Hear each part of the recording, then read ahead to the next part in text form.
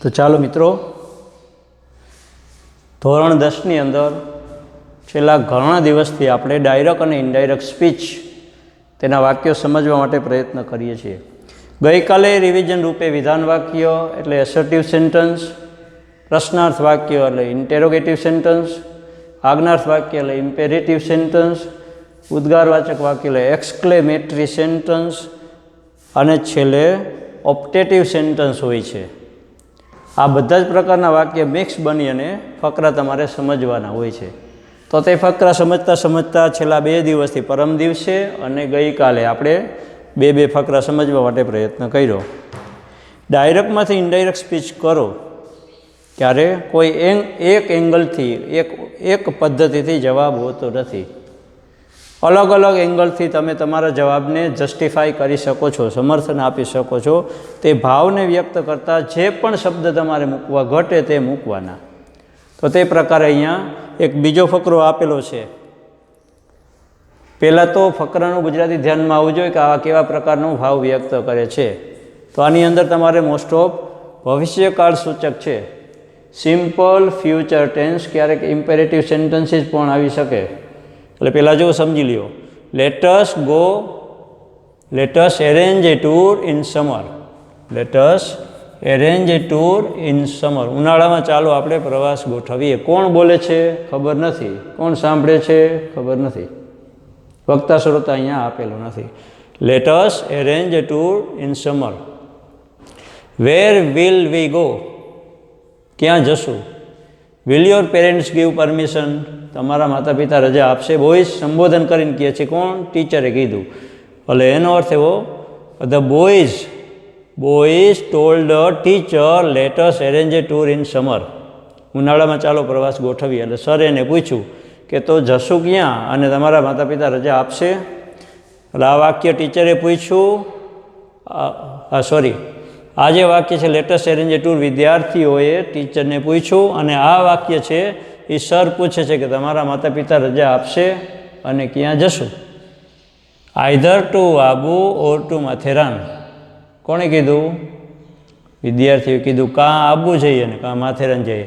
If you take અસ, જો તમે અમને લઈ જશો તો અવર પેરેન્ટ્સ વિલ બી હેપી. અમારા માતા પિતા ખાલી રજા તો આપવાનું છોડો, ખુશ થશે. આવું વાક્ય કોમા ઇન્ટુ ઇન્વર્ટેડ કોમા ત્યાં સુધી છે એ સરે પૂછ્યું. Very good. Either to Abu or to Matheran. એટલે વિદ્યાર્થીઓએ કહ્યું કાં આબુ જઈને કાં માથેરાન જઈએ. ઇફ યુ ટેક અસ, જો તમે અમને લઈ જશો તો અમારા માતા પિતા ખુશ થશે. વિદ્યાર્થીઓ વાક્ય બોલે છે. Very good, I am calling meeting. શિક્ષકે કીધું સર બહુ સારું, તો પછી હું મીટિંગ બોલાવું છું. We will decide at that time. તે વખતે આપણે નક્કી કરશું ક્યારે જશું અને ક્યાં જશું, માથેરાન જશું કે આબુ એમ. It will be a memorable tour for all of us. અમારા બધા માટે યાદગાર પ્રવાસ રહેશે. We will also enjoy it more. અને અમે ખૂબ વધારે રીતે એને એન્જોય કરશું, માણશું. I will try my dear students. મારા વાલા વિદ્યાર્થીઓ, હું કોશિશ કરું છું. Thank you sir. સાહેબ તમારો આભાર. એટલે ટીચરને સર બે એક જ સમજવાનું. હવે આ એક કાર્ડ ધ્યાનમાં આવી ગયો અને ભાવ વ્યક્ત કરવા માટેનું ધ્યાનમાં આવ્યું, બરાબર? તો તે હવે વાક્યરચના કેવા પ્રકારની બને? પહેલો જે પ્રસ્તાવ મૂક્યો છે, let's arrange a tour in summer. Proposed સૂચન કરવાનું હોય ત્યારે પ્રપોઝડ વપરાય છે. Let's arrange a tour. એટલે કોણે કીધું? Boys proposed the teacher. Boys proposed the teacher, અથવા તો સર, બે ગમે તે ચાલે. Sir, their sir. Boys proposed their sir. શું કીધું? To arrange A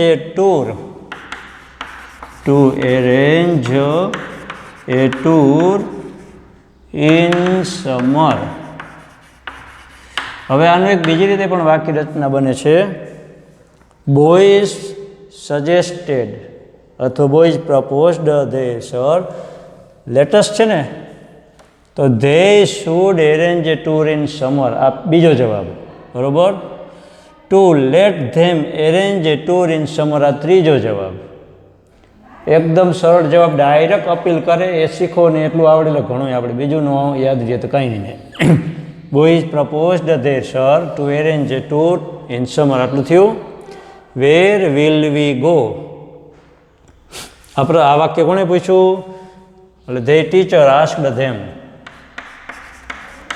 they teacher their sir, સમજો ને, ધેર સર આસ્ક્ડ ધેમ એટલે the boys, their sir asked them where will we go એટલે વેર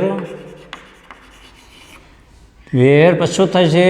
they would go, where they would go, બરાબર.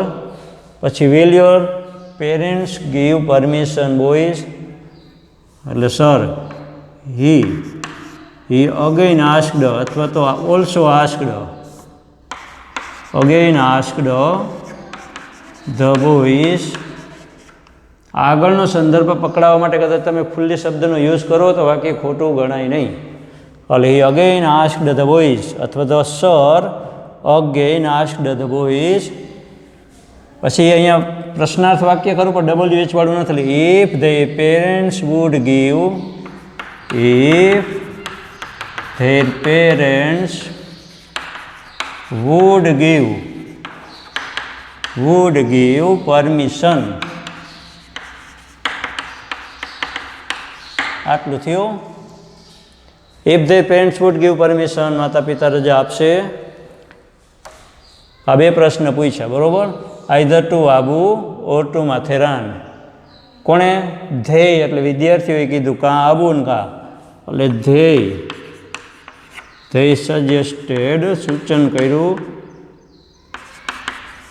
અથવા they answered, they replied, એ ગમે તે ચાલે. They suggested either to Abu or to Matheran એટલે they would go, they અથવા they wanted to go, જવા માગે છે.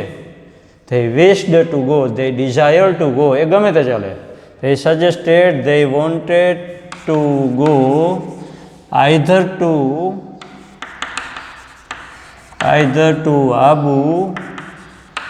Abu or to Matheran. They also said that if he took them, એટલે તેણે વિદ્યાર્થીઓએ પણ they also said that અથવા told that if sir, you એટલે કોણ સાહેબને કહે છે? if he took them, if he took them their parents would be happy. એટલે their વિદ્યાર્થીઓ, their parents would be happy. આટલે સુધી થયું. Very good. I am calling meeting એટલે their sir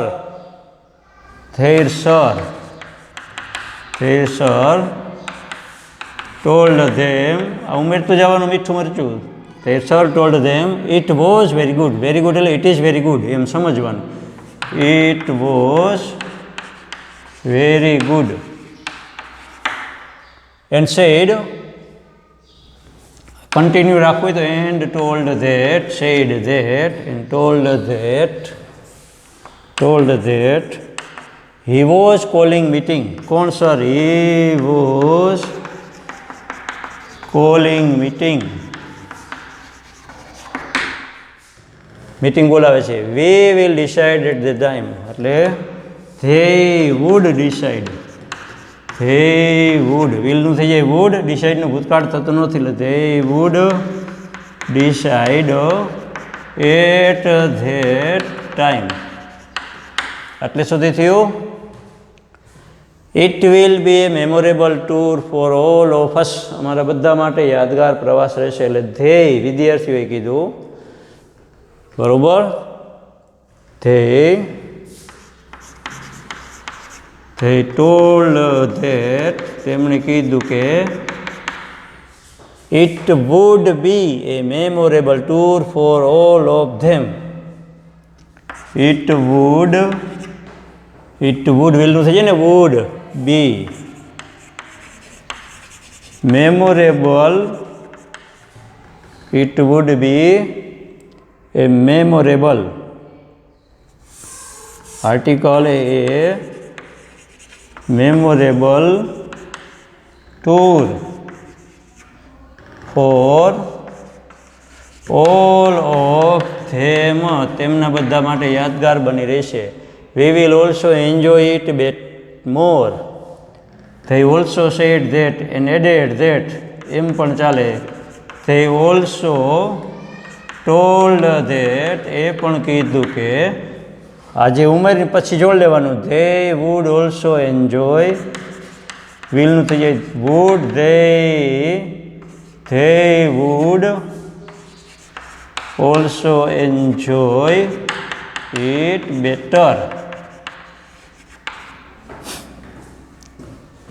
Enjoy it more. બેટરની જગ્યાએ મોરી ગમે તો ચાલે, એમાં કંઈ ફરક પડે નહીં. મોર. I will try, my dear students. કોણે કીધું? Sir. They sir promised. Their sir promised them that. વચન આપ્યું કે he would try. Addressing it, they promised them that he would try. That he would try.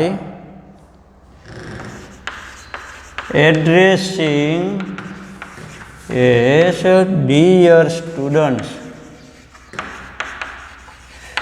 વાલા વિદ્યાર્થીઓ, આવું સંબોધન કરતાની સાથે their sir promised them that he would try, addressing as their student.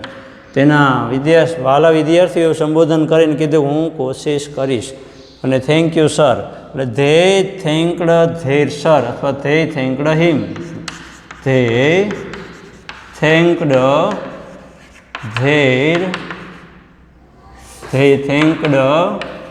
their sir. તેમના સારનો આભાર માન્યો. આ પ્રકારે વાક્ય તમારે બનાવવા પડે. ફકરાની અંદર કટકા હોય, છૂટા છૂટા હોય, ત્રુટક હોય તો તમારે આની અંદર કડીબદ્ધ જવાબ બનાવવો પડે. એ ગયા વખતે અગાઉ મેં કહી દીધું છે. તો આ રીતે પ્રેક્ટિસ કરવી પડે. તો આની અંદર મોસ્ટ ઓફ ભવિષ્યકાળ સૂચક વાક્ય છે. અને ત્યાર પછીનો હવે એક નવો ફકરો આગળ શીખશું.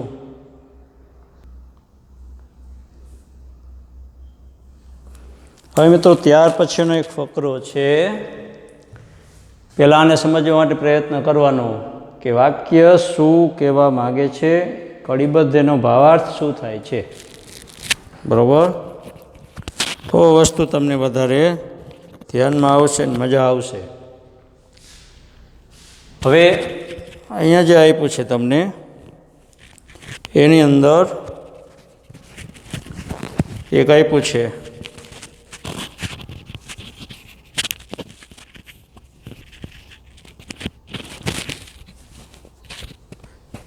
Will you take my old copper coin? Tao said to the priest. તાઓએ પાદરીને કીધું કે તમે મારો જૂનો Will you take my old copper coin? તમે મારો જૂનો તાંબાનો સિક્કો લઈશો? તો કે ના. આખી વસ્તુ ધ્યાનમાં આવે કે ભગવાન બુદ્ધની મૂર્તિ બનાવવાના હોય છે અને તેમના સાધુઓ ફરતા ફરતા એક નાનકડા ગામમાં આવે છે. ત્યાં એક નાનકડી છોકરીને ફળિયું વાર્તા વાર્તા એક તાંબાનો સિક્કો મળ્યો હોય છે. દરરોજ તે ઘસીને સાફ કરતી હોય છે, ઘસીને સાફ કરતી હોય છે અને બહુ સાચવીને રાખ્યો હોય છે. તેના માટે એ સર્વસ્વ હોય છે. હવે તે ગામની અંદર ફરતા ફરતા બુદ્ધના સાધુઓ આવે છે. એક એક ઘરે ભિક્ષા માગતા હોય છે અને ભિક્ષા પણ બહુ મોટી, કારણ કે ભગવાન બુદ્ધની એક બહુ મોટું સ્ટેચ્યુ પ્રતિમા બનાવવાના હોય છે. તેથી ઘરે ઘરેથી ઘરેણાં, ચાંદી અને પૈસા ભેગા કરતા હોય છે.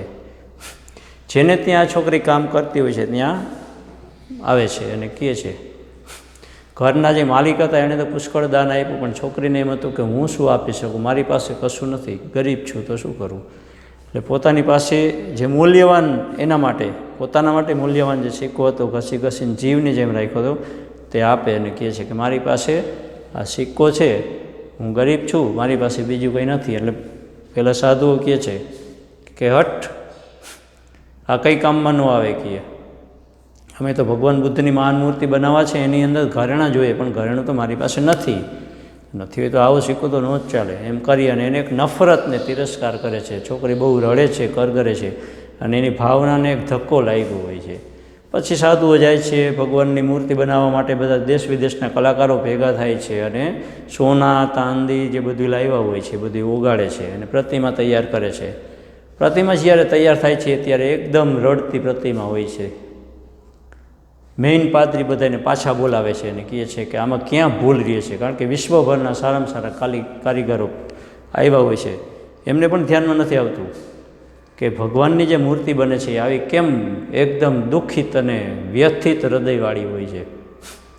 ખૂબ ચિંતન મનન મંથન કરે છે, કોઈ વસ્તુ ધ્યાનમાં આવતી નથી. એની અંદર એક સાધુ, જે મહાન સાધુ એ આવીને કહે છે, જેટલા લોકો દેશ વિદેશની અંદર માગવા ગયા હતા એ બધાને બોલાવ્યાને કીધું કે તમે જ્યારે માગવા ગયા ત્યારે કોઈની ભાવનાને ધક્કો તો નથી પહોંચાડ્યો ને, કોઈને દુઃખ તો નથી લગાડ્યું ને, નાનામાં નાના ગરીબ માણસને ભાવનાને તમે દુઃખ તો નથી પહોંચાડ્યું ને. એક પાદરી વચ્ચે તે ઊભા થઈને આવે ને કહે છે કે એક છોકરી સિક્કો દેવા આવી હતી ને અમે એને ના પાડી હતી કે આવો સિક્કો ન ચાલે. ત્યારે એ રડી, કીધું મારી પાસે નથી, તો અમે ના પાડી ના આવો તો ન જ ચાલે. તો કે જાઓ, અત્યારે જાઓ અને છોકરીનો જે ભેટ હતી ભેટ લઈ આવો. અને પછી કહેવાય છે કે ભેટ જે સિક્કો એ સિક્કો આની અંદર ભેગું ઉમેરે છે, ઓગાળે છે અને ભગવાન બુદ્ધની એટલી સૌંદર્યવાન પ્રતિમા તૈયાર થાય છે. મૂળ વસ્તુ કહેવાની કે ભાવનાની વસ્તુ. તો આ બેકગ્રાઉન્ડ ધ્યાનમાં આવે એટલા માટે તમને આ ઘટના કીધી. Will you take my old copper coin, મારો જૂનો તાંબાનો સિક્કો લઈશો? તાઓએ કીધું, પ્રિસ્ટ એટલે પાદરીને, no it is not much good, ના એ બહુ સારો નથી. We are collecting only gold and silver, અમે માત્ર ને માત્ર સોનું અને ચાંદી એકઠા કરીએ છીએ. આઈ એમ એ પુઅર ગર્લ, હું ગરીબ છોકરી છું. I have no gold or silver sir, મારી પાસે તો ચાંદી કે સોનું છે નહીં સાહેબ. ગો અવે, દૂર જા. વી are going to prepare a great statue of Buddha, અમે ભગવાન બુદ્ધની એક મહાન મૂર્તિ, પ્રતિમા, સ્ટેચ્યુ બનાવવાના છીએ. વી આર ઓલ્સો કલેક્ટિંગ મની, અમે પૈસા પણ એકઠા કરીએ છીએ. યોર ગિફ્ટ ઇઝ વેરી અવોઇડેબલ, તારી ભેટ તો એકદમ નગણ્ય છે, તિરસ્કાર કરવા યોગ્ય છે.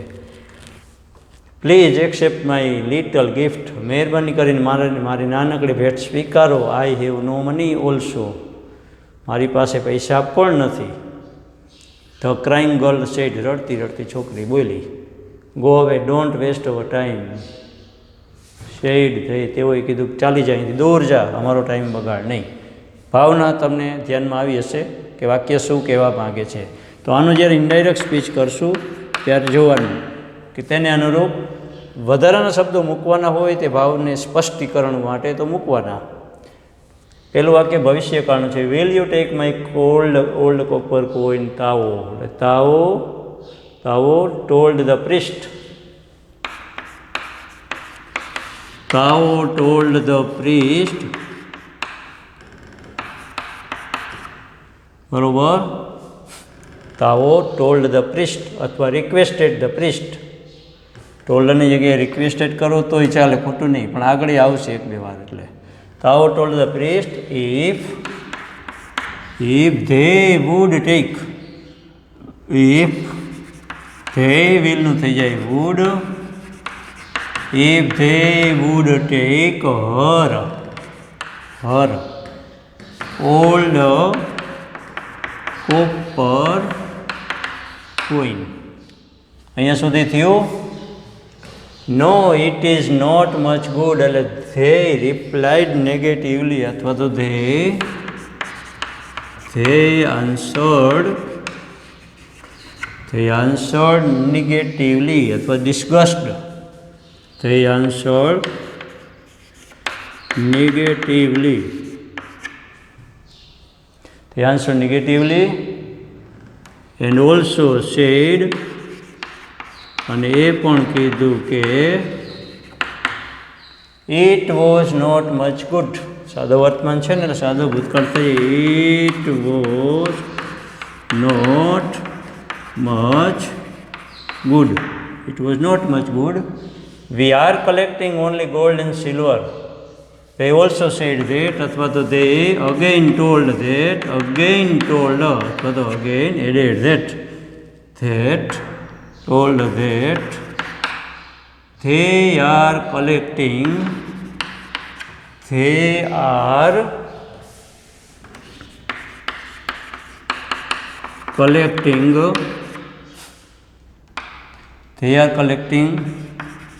only gold and silver.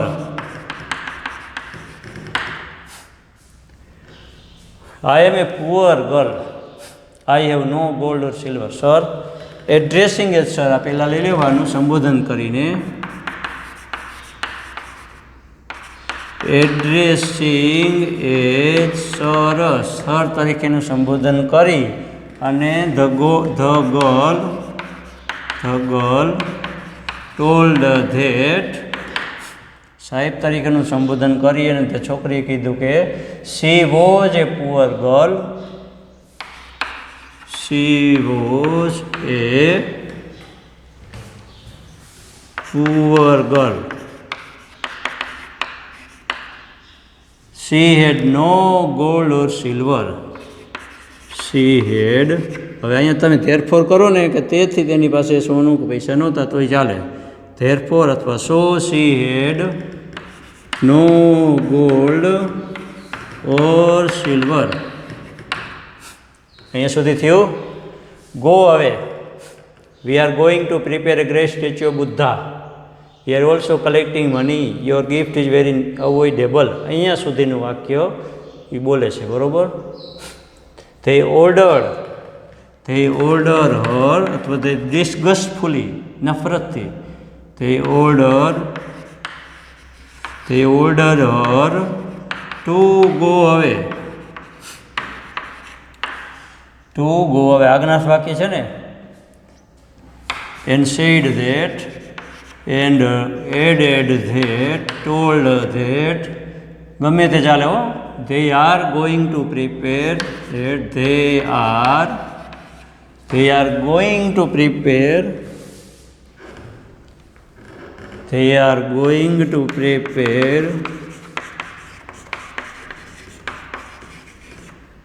a great statue of Buddha. We are also collecting money. They were also, સીધે સીધું લેવું હોય તો they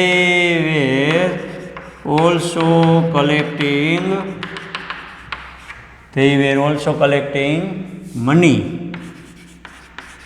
પૈસા પણ તેઓ ભેગા કરતા હતા. Your gift is very affordable.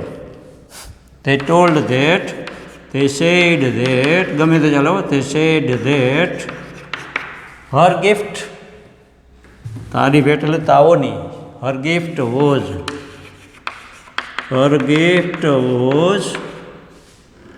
very avoidable, ટાળવા યોગ્ય, negligible, તિરસ્કાર કરવા યોગ્ય. Please accept my little gift. I have no money also. The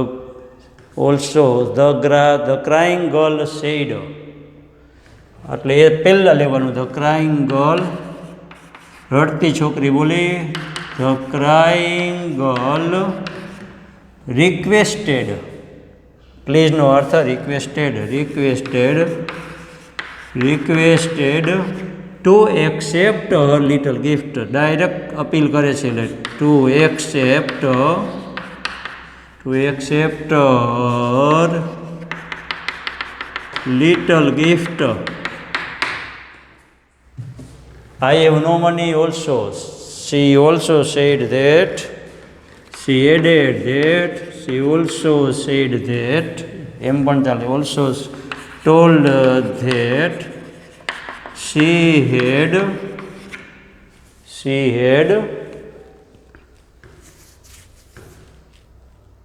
had no money also. પૈસા પણ તેની પાસે હતા નહીં. Go away, don't waste our time, said they go away, બરોબર. they ordered her to go away. અહીંયા આવી ગયું, પાછું ફરીથી કીધું. they ordered her to go away. આખું જવાનું કીધું. and told not to waste their time. not to waste their time. આટલા પ્રકારે વાક્ય બન્યું. હવે બીજી વસ્તુ ખાસ યાદ રાખજો, અહીંયા જે જવાબ તૈયાર થયો છે એ બિલકુલ સાચો છે, પણ એક એંગલથી સાચો છે. બીજા એંગલથી એક બીજો જવાબ પણ બની શકે, ત્રીજા એંગલથી ત્રીજો પણ બની શકે. પહેલાં જ મેં કીધું હતું કે એક ફકરાના અનેક રીતે જવાબ થાય. મૂળ એનો અર્થ જળવાવો જોઈએ. તે અર્થ જાળવવા માટે તમારે જે શબ્દો મૂકવા હોય, જે સપોર્ટિવ વર્ડ્સ મૂકવા હોય, છૂટ. આમ કેવું હોય ને તો ડાયરેક્ટમાંથી ઇનડાયરેક્ટ સ્પીચના જે ફકરા છે ને એ સમજણપૂર્વકના ગપ્પા, સમજણપૂર્વકના, તો તે જવાબ પણ આ રીતનું બની શકે. કીધું તો કે પરીક્ષાની અંદર બોર્ડનો એક ફકરો હોય ને તો નવનીતનો જવાબ જુદો હોય, હાર્દિકનો જુદો હોય, લિબર્ટીનો જુદો હોય, કૌટિલ્યનો જુદો હોય, ખત્રીનો જુદો હોય, દરેકના જવાબ જુદા જુદા હોય. એક પણના ખોટા ગણાય નહીં. તેથી અનેક રીતે આ જવાબ બનતા હોય છે. અહીંયા ડાયરેક્ટ ઇનડાયરેક્ટ સ્પીચના પેરેગ્રાફની પ્રેક્ટિસ પૂરી કરીએ છીએ. હવે તમને તે હોમવર્કમાં જ આપવાના થશે. તેથી તમારે હોમવર્કની અંદર હવે શું કરવાનું છે, તો કાલે જે ફકરા આપ્યા હતા તમને 15 બરાબર, હવે છે 16 થી 34 બરાબર. એક દિવસની રજા છે એટલે હોમવર્કની અંદર ફકરા 16 થી 34 અને પાના નંબર છે તમારે 30 ને 31, પેજ 30-31 બરાબર. ઓનલી આન્સર, એ તો હવે ખબર પડી ગઈ છે, આન્સર લખવા. આટલું તમારે હોમવર્કની અંદર પૂરું કરતું આવવાનું. ફકરા 16 થી 34 સુધી છે એ ફકરા લખી લેવાના, જવાબ ઉમેરતા જવાના. અલગ એંગલથી પણ જવાબ બની શકે. તો આજે અહીંયા ચેપ્ટર પણ આપણે પૂરું કરીએ છીએ અને આજે ભણવાનું પણ પૂરું કરીએ છીએ. તો અસ્તુ, જય હિન્દ, જય ભારત, આવજો.